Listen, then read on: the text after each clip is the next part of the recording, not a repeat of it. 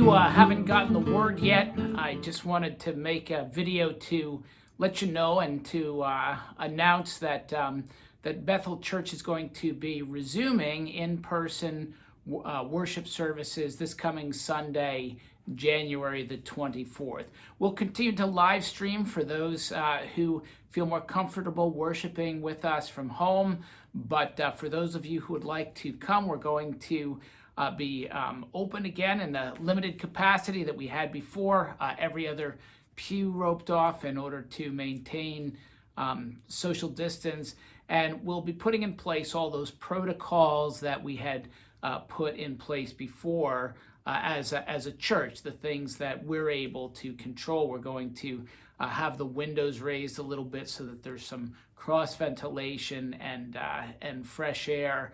And of course our deacons, who have just been great through this whole thing, are going to be cleaning down. They clean all the surfaces, disinfect all the surfaces that are touched after people left. So it will be pretty much just like it was before we the leadership determined going into the end of December to go back to live stream only.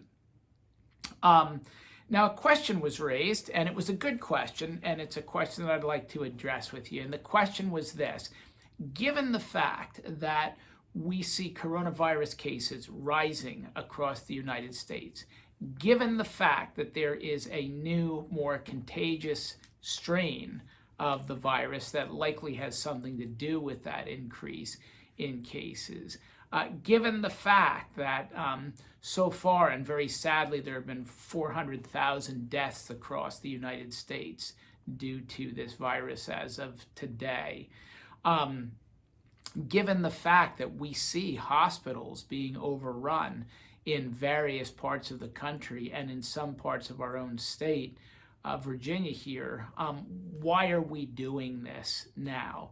And while it's true that all of those pretty dire sounding things, and things that really are dire, are happening across the country and in various places in the country, and as a conglomerate for the country, it's a different story in Northern Virginia.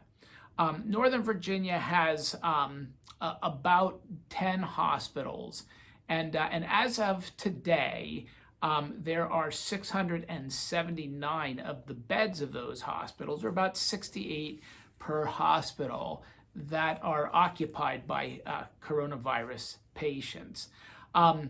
If you take those who are in the hospital due to coronavirus and other reasons, and you look at the percentage of the hospital versus its capacity, hospitals in Northern Virginia are running at about 82% capacity, and that has remained largely unchanged since through the summer.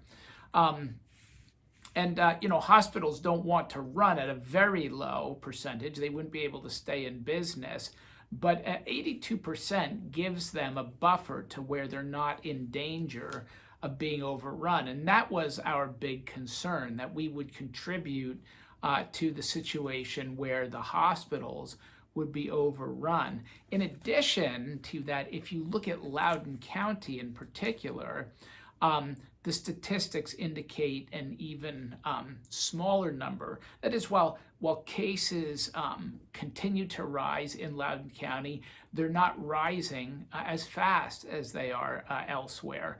Although hospitalizations continue to rise in Loudoun County, they're not rising as fast as they are elsewhere.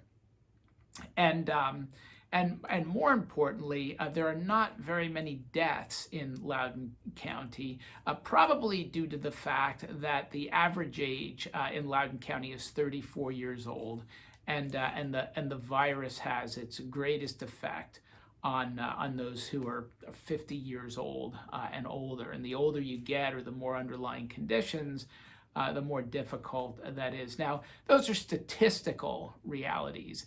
Statistics are only a comfort prospectively, that is, as you're looking to the future and trying to figure out how you or people you know may be affected.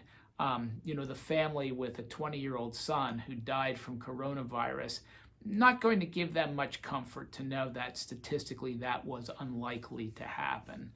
So we're not downplaying that. The virus is a dangerous virus, and it's taken a toll on our Commonwealth, on our country, and within our county. But we have not had the meteoric rise that there has been elsewhere in the country.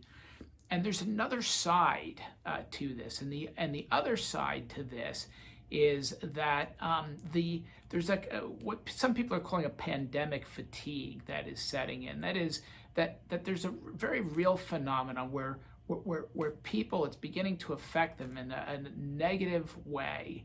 That they're isolated, that they're stuck at home, that they don't have many venues for seeing other people, and for Christians for fellowship, and that's a very real concern.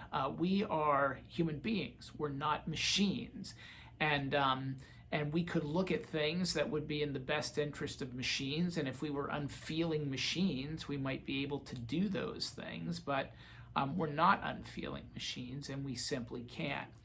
And so as we go ahead and open up again for worship, we just want to continue to stress the necessity for the cautions, for the precautions that we take, and that is, and you hear it all the time, to wash your hands, to maintain your distance from people, and to wear a mask. And particularly, let me just talk about that last one. I've spoken with doctors and nurses, with Christian doctors and nurses, and this is a respiratory virus, which means that's the path that it gets into you. That's, unfortunately, if it's going to do damage, a lot of times it will do damage to the lungs. It's also the way that it is spread. It's expelled through moisture droplets as you breathe out. And so anything that you can do to block the moisture droplets, be that with something hard or something soft like a cloth, you will, if you're carrying the virus, be less likely to spread that to other people. The reason for these precautions, of course, we don't want to get the virus ourselves, don't want you to get the virus, but really the reason for me taking the precautions I do is not so much so that I don't get the virus, but it's so that in case I have the virus, I don't spread it to you. And what we're seeing, again, I talk to doctors and nurses, is that people are contagious with this virus 2 to 5 days before they begin to show any symptoms of it. You might imagine that if anybody knew he or she was sick, or sick in a way that was consistent with coronavirus, or really even sick, people are I think they become very conscientious, right? If people are sick, they stay away from other people, and yet the virus continues to spread. How does it continue to spread? It continues to spread because people spread it when they don't know that they're sick. And by the way, I should point out that there's no moral fault in having the virus. Sometimes the suggestion for people that they might be carrying the coronavirus is taken almost like an accusation that they have a sexually transmitted disease. It's kind of like, what are you implying? Well, I'm not implying anything except that it is a contagious virus, and you might have it, and I might have it. And the requirement that I have to love my neighbor means that I'm going to do everything that I can in order to try not to spread it to others.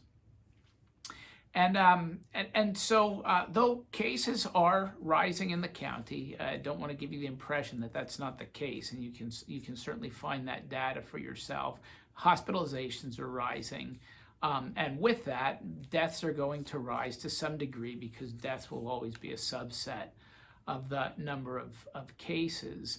The leadership, the elders have believed that if we continue to take the precautions, given the situation, as it is here now, that we'll be about as safe as we could be, while also balancing that other need that people really have to not be isolated. So I'm looking forward to looking out over pews that actually have faces in them this coming Sunday. Really looking forward to being able to talk with you after church out on the front porch or in front of the church. Missed seeing you tremendously.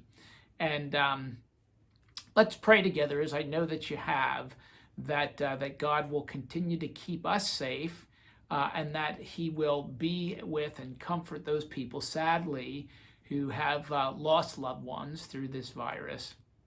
But particularly that this year will be the year 2021, that through whatever means God chooses to do so, that He'll deliver us from this scourge.